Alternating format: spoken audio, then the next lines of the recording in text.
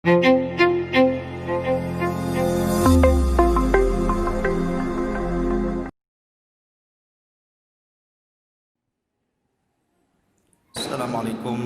warahmatullahi wabarakatuh.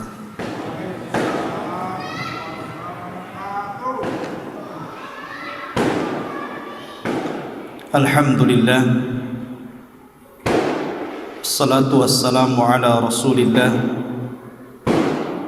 wa ala alihi wa sahbihi wa mawalah, wa la hawla wa la quwwata illa billahi wa ba'du. Alhamdulillah, pada malam hari ini dengan izin Allah Subhanahu wa taala kita bisa berkumpul di Masjid Al-Khair. Kita berusaha mendoakan terutama kepada yang ikut serta membangunnya, semoga Allah Subhanahu wa taala menjaga mereka dan keluarganya.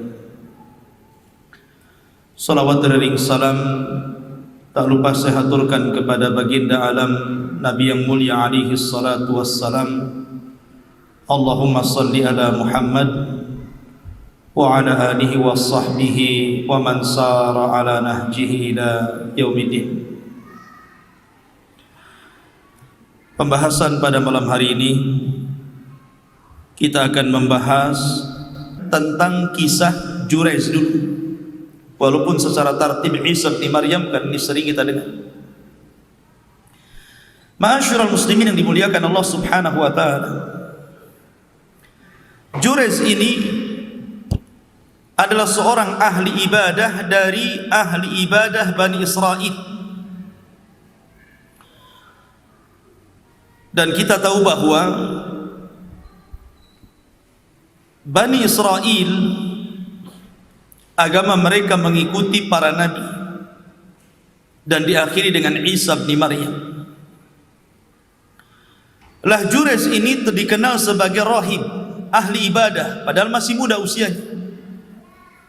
Dia membangun sebuah tempat di ketinggian, sebuah masjid mungkin dalam Islam itu, yang dia beribadah di situ, tidak pernah keluar dari situ. Puasa, zikir, baca Quran, mungkin bahasa kita qiyamul lail. Sampai pada suatu waktu ibunya memerlukan Jurayz ini. Kemudian ibunya memanggil-manggil, "Ya Jurayz, ya Jurayz." Allah takdirkan Jurayz ini sedang sholat, sehingga bicaralah Jurayz ini. Dia mengatakan, "Allahumma ummi wa salati." Ya Allah, gimana ini, apa yang harus aku pilih? Memenuhi panggilan ibuku atau melanjutkan sholatku? Tetapi Jurayz setelah ditimbang-timbang, dia tidak peduli dengan ibunya karena bisa merusak ibadahnya, hubungan dia dengan Allah.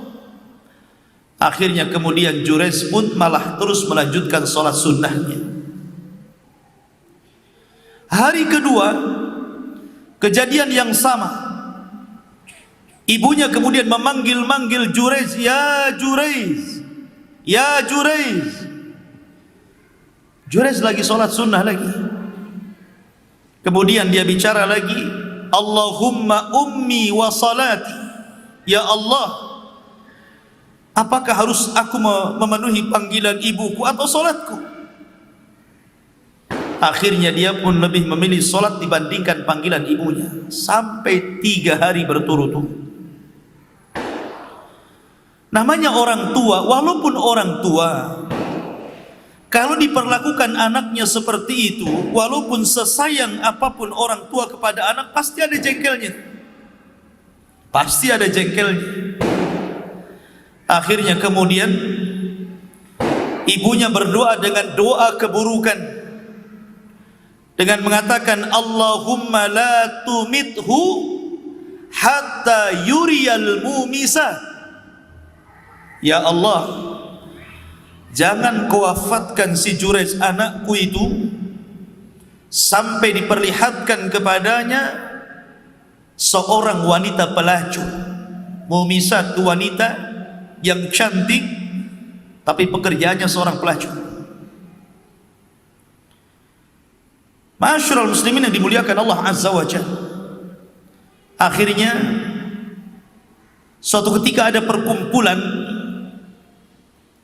orang-orang Bani Israel membicarakan tentang Jurez dan ibadahnya, dan mereka adalah orang-orang yang tidak suka dengan Jurez, menunjukkan bahwa dari dulu sampai sekarang pandangan manusia kepada orang-orang baik itu tidak semuanya baik. Kadang-kadang suka, kadang-kadang tidak suka. Pandangan orang kepada para ulama itu dari dulu sama. Ada yang suka, ada yang tidak suka. Makanya orang-orang yang berkumpul ini adalah orang-orang yang tidak suka dengan Jurez dan ibadahnya. Tiba-tiba ketika mereka sedang membicarakan tentang Jurez, datang seorang wanita. Seorang wanita yang disebutkan wanita ini sangat cantik, yutamatsalu bi husniha. Dalam riwayat, sangat cantik sekali wanita ini. Kemudian wanita ini mengatakan kepada orang-orang Bani Israel yang sedang berkumpul membicarakan Jurez itu, mengatakan, la uftinannahu lakum. Kata wanita itu, bagaimana kalau seandainya aku terlibat dalam permainan kalian, biar aku yang memfitnah si Jurez itu. Sepakat mereka memberikan aplus kepada wanita itu dan untuk diutus menggoda si Jurez ini, membuat fitnah. Lihat bagaimana orang-orang Bani Israel berkumpul bersepakat untuk menghancurkan ahli ibadah. Dan di zaman sekarang juga banyak orang-orang yang berusaha membuat kriminal kepada para ulama. Oleh karena itulah maka wanita ini akhirnya berdandan dengan dandanan yang sangat cantik sekali, kemudian menggoda Jurez. Setiap Jurez ini digoda oleh wanita itu, maka Jurez selalu berpaling dari wanita itu. Sama sekali tidak tergoda, sedikit pun tidak ada perasaan kepada wanita itu. Lihat bagaimana tangguhnya keimanan Jurez. Beda dengan antum, yang jelek saja tergoda, apalagi yang cantik ya. Enggak digoda malah goda antum itu. Ini wanita ini menggoda, cantik lagi, menggoda lagi. Tapi Allah Subhanahu wa taala menjaga Jurez. Itulah yang disabdakan Nabi sallallahu alaihi wasallam, ihfadillaha yahfadka. Kalau anda menjaga Allah Subhanahu wa ta'ala, maka Allah akan menjaga anda. Akhirnya kemudian, karena Jurez terus tidak bisa digoda dan selalu menolak, rupanya wanita itu berjumpa dengan ra'il ghanam, orang yang suka menggembala kambing dekat dengan tempat ibadahnya Jurez. Karena sering berjumpa dengan ra'il ghanam itu, dengan penggembala kambing di sekitar situ, Allah takdirkan berzinah keduanya. Setelah berzinah, rupanya hamil dan punya anak. Tapi wanita ini tidak pernah bicara kepada siapapun kalau dia berzina dengan penggembala kambing itu. Justru dia memfitnah Jurez. Ketika orang-orang bertanya, itu bayi siapa? Maka wanita itu mengatakan, ini bayiku hasil hubungan gelapku dengan si Jurez, katanya. Kurang ajar wanita ini, memfitnah ahli ibadah. Sontak saja ikhwatu fiddin, orang-orang yang sudah bersepakat tadi melakukan kejahatan memang ditunggu sejak lama untuk menghancurkan si Jurez ini. Ketika ada kesempatan ini, langsung mereka membawa pentungan dan alat-alat, kemudian mendemo tempat ibadahnya si Jurayz ini, melakukan demonstrasi. Dipanggil-panggil, ya Jurayz, turun kamu. Akhirnya kemudian Jurayz pun tidak tahu menau, dia tidak tahu ada masalah apa. Akhirnya dia turun dari tempat ibadahnya, sudah di bawah dipukuli Jurayz ini.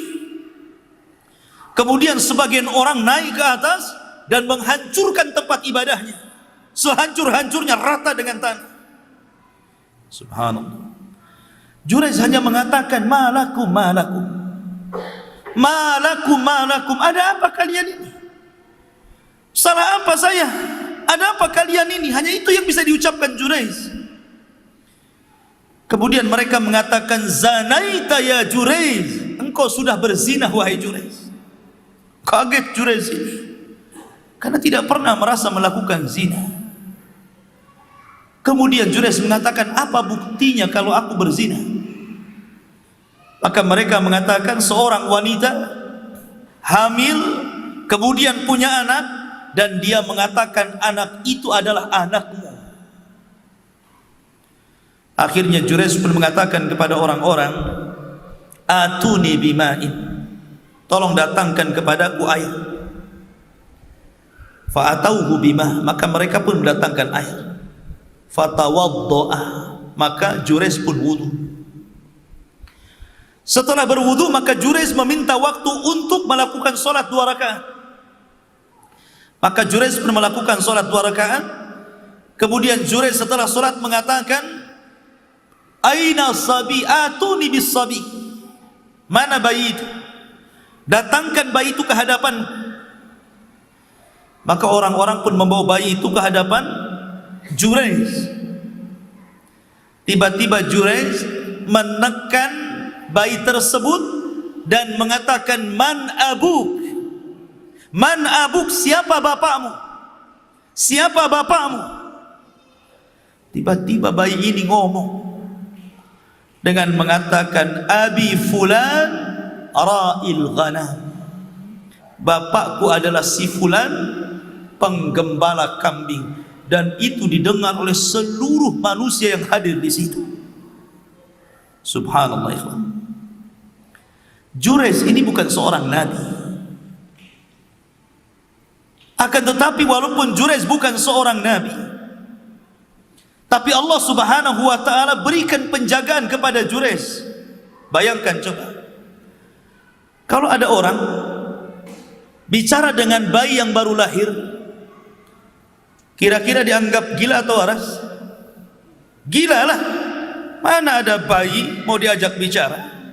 Antum gila, bicara sendiri. Maknanya bahwa Jurayz ini seolah-olah secara zahir manusia, ini orang gila ini. Mana bayi bisa bicara? Tapi Allah Subhanahu wa ta'ala buat bicara bayi itu dan mengatakan, abi fulan ra'il ghanam, bapakku si fulan seorang penggembala kambing. Semua kaget. Akhirnya kemudian karena mereka menyesal,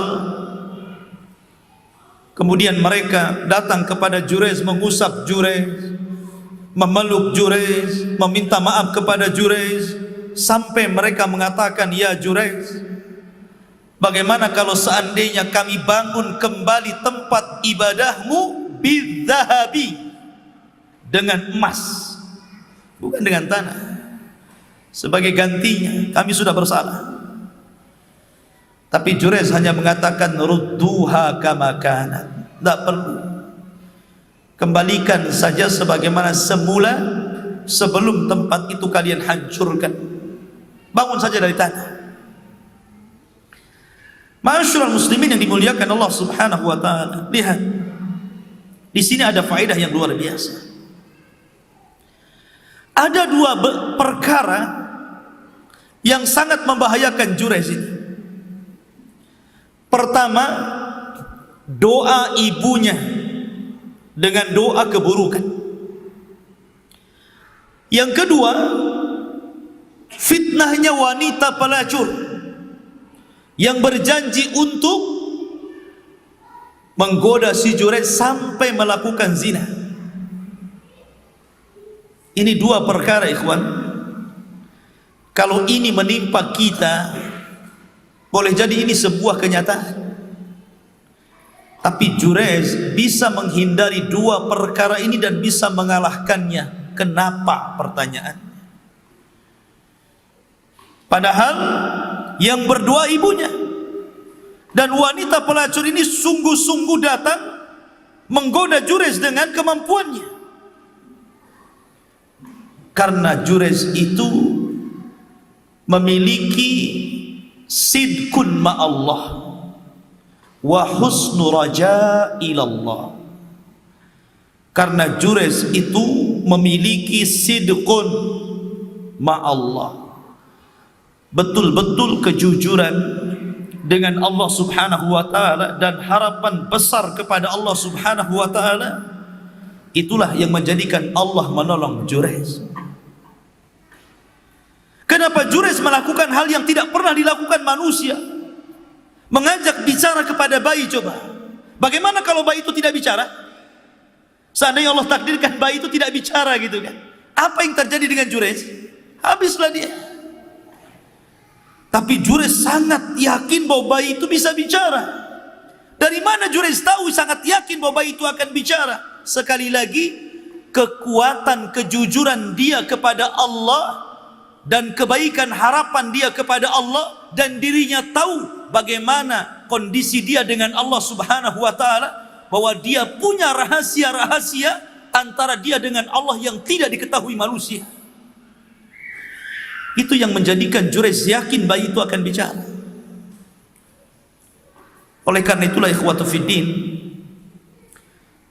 kalau antum memiliki ibadah rahasia antara antum dengan Allah yang orang tidak tahu, mungkin antum sholat malam sendiri, orang tidak tahu dan antum tidak pernah bercerita. Mungkin antum sedekah diam-diam dan orang tidak tahu kecuali antum saja. Mungkin antum merawat anak-anak yatim, membantu fakir miskin, tidak ada yang tahu kecuali antum saja. Maka dalam kondisi sempit yang menimpa antum, yakinlah Allah akan hadir di situ. Karena Rasul yang mengatakan, ta'arraf ilallahi firraha ya'rifka fisyiddah. Kenali Allah subhanahu wa ta'ala di waktu senang, maka Allah akan mengenali kalian di waktu susah. Ma'asyiral muslimin yang dimuliakan Allah subhanahu wa ta'ala. Baik, kita akan memetik faedah dari riwayat Jurayj ini. Yang pertama, faedahnya, idza ta'aradatil umur budi'a bi ahammiha. Apabila ada dua perkara yang dalam satu waktu Anda harus memilihnya, maka pilihlah perkara itu yang paling penting dibandingkan yang penting. Ini dua-duanya penting, tapi ambillah yang paling penting. Lihat Jurayj, panggilan ibunya dengan sholat sunnahnya. Jurayj memilih sholat dibandingkan panggilan ibu, walaupun dalam Islam ini salah. Mendahulukan yang sunnah dibandingkan yang wajib itu semua salah. Ya, karena Jurayj itu ahli ibadah, bukan ulama, sehingga wajar Jurayj beristihad dengan istihad yang salah. Harusnya Jurayj itu batalkan sholat, kemudian memenuhi panggilan ibunya, itu yang benar. Makanya Abdurrahman As-Sa'di mengatakan, idza ta'addada adadul masalih yurtakabu a'la minal masalih. Apabila ada dua kemaslahatan yang berkumpul dalam satu waktu, maka ambil yang paling maslahat yang antum ambil. Nih, sholat sunnah berpahala, panggilan ibu juga berpahala. Tetapi panggilan orang tua jauh lebih berpahala dan wajib dibandingkan hanya sekedar sholat sunnah, kecuali kalau sholat wajib. Makanya dulu ada seorang ulama hadis, saya lupa namanya, Syurah kalau tidak salah ya, Haywah ibn Syurah, Haywah ibn Syurah, ulama ahli hadis. Ketika dia mengajar hadis seperti ini, ngajar hadis, haddatsana fulan qala haddatsana fulan, tiba-tiba ibunya manggil dia, ya Syuraih, ya Haywah, ya Haywah. Kemudian ibunya memanggil Haywah ketika itu sedang mengajar hadis. Untuk apa panggilan itu? Hanya sekedar memberi ayam yang belum dikasih makan. Jadi ibunya meminta Haywah untuk membubarkan kajian hanya untuk ngasih makan. Ngasih makan apa? Ngasih makan ayam. Tapi Haywah langsung menutup kitabnya dan mengatakan, maaf, hukum mengajar itu fardu kifayah, tapi panggilan orang tua itu fardu ain. Lebih baik saya tutup kajian ini, kalau kalian mau kalian menunggu sampai aku datangi ibuku, selesai itu baru kita lanjutkan. Lihat, hanya sekedar datang bantu ngasih makan ayam, luar biasa. Tapi anak-anak di zaman sekarang, subhanallah, lihat anak-anak muda, anak-anak remaja di zaman sekarang, di mana tongkrongannya? Warnet, ya kan? Tempat apa lagi itu? PlayStation, atau mungkin di jembatan-jembatan dengan motor Rambonya itu, ya. Itulah tongkrongan anak-anak muda. Ketika ibunya butuh kepada anaknya, dan mungkin hanya sekedar masalah kecil, mungkin suruh membeli sesuatu dari bumbu-bumbu dapur atau apa gitu, jawaban anak sekarang itu beda. Pasti dia nolak, gak mau. Lah si Jurez ini bukan sedang main PlayStation, bukan sedang main game, bukan sedang main balapan motor di jalan-jalan, tidak. Dia sedang ibadah. Dia sedang sujud ruku kepada Allah Subhanahu wa ta'ala. Tiba-tiba ibunya kesel, kemudian berdoa dengan doa buruk, Allah ijabah doanya. Masya Allah, betul-betul Allah ijabah doanya. Walaupun Allah mengijabah doa itu, tetap saja doa itu tidak sampai memadaratkan Jurez, karena fitnahnya Allah tutupi. Lah bagaimana dengan anak-anak sekarang yang tidak sedang beribadah, tiba-tiba orang tuanya kesel, kemudian berdoa, sudah mati aja kau, katanya. Nah, ini kan bahaya nih. Rupanya pas trek-trekan betul-betul tabrakan, kepleset, mati betul. Ya Allah, ya Allah. Ya. Jadi di sini harus jadi peringatan antum anak-anak muda ini. Mumpung orang tua masih hidup, kapan lagi? Kalau orang tua sudah mati, menyesal antum.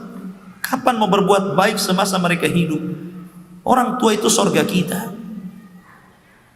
Masyaallah muslimin yang dimuliakan, ini faedah yang pertama. Faedah yang kedua, istijabatud du'ail walidaini fi auladiha.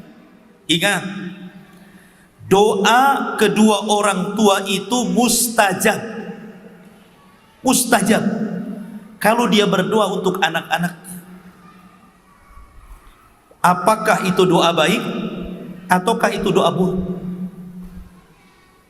Dan ini peringatan kepada orang tua juga. Antum sebagai orang tua nih yang sudah menikah dan punya anak, atau ibu-ibu yang kesal dengan anak-anaknya, tolong jaga lisan. Semarah apapun kepada anak, senakal apapun anak di mata orang tua, usahakan doakan dengan doa baik. Antum pernah saya dengarkan kisah tentang biografi Imam Sudais. Imam Sudais itu imamnya Masjidil Haram. Wah, kalau sudah imam ditunggu-tunggu orang satu dunia. Kalau sudah kunut semua nangis. Rupanya ketika kecilnya nakal juga kayak antum, tapi tidak senakal antum ya. Nakal juga, anak-anak nakal juga. Tetapi setiap imam Sudais ini nakal, kecilnya ini, dan selalu menjengkelkan orang tuanya. Orang tuanya tidak pernah mendoakan kecuali kebaikan. Apa kata ibunya? Sudais, daripada kau nakal, pergi sana ke haram. Semoga Allah jadikan imam kau di sana. Kan cantik ngomong begini. Setiap nakal tidak mengucapkan kecuali kalimat itu saja. Setiap kesal sama anaknya, Sudais, daripada kau nakal, pergi sana ke haram. Mudah-mudahan Allah jadikan kau imam di sana. Selalu ngomong begitu. Allah Maha tahu dan Maha mendengar doa seorang tua untuk anaknya. Allah kabulkan. Siapa yang tidak kenal Imam Sudais? Ya. Antum gitu juga sama. Kalau anak antum pergi sana ke Jabal Uhud, gantikan Abu Humairah. Gitu ya. Ya mudah-mudahan nanti jadi mudir di sana. Pada tua, kita tidak tahu. Jadi usahakan kalau lagi marah itu ambil kata-kata yang baik.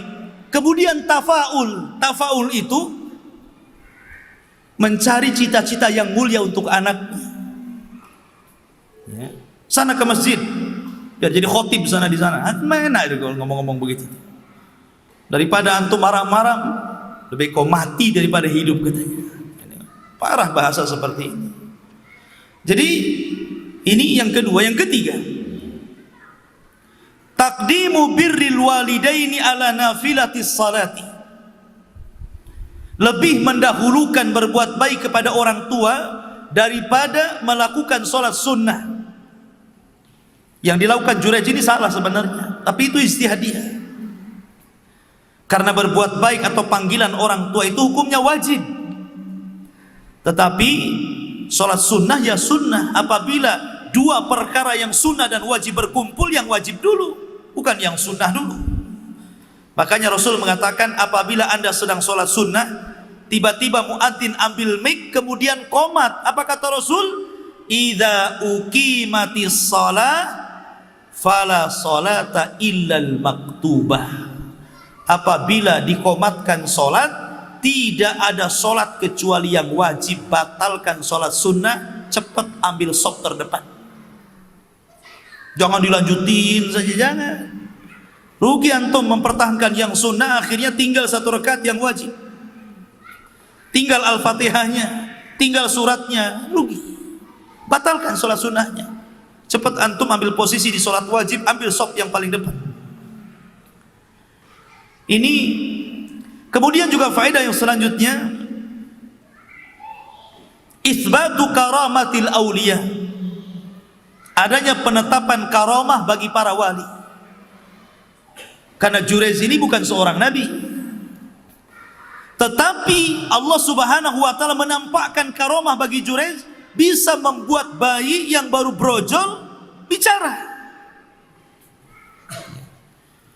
Dan ingat, tidak ada bayi lagi kecuali bayi di zaman itu.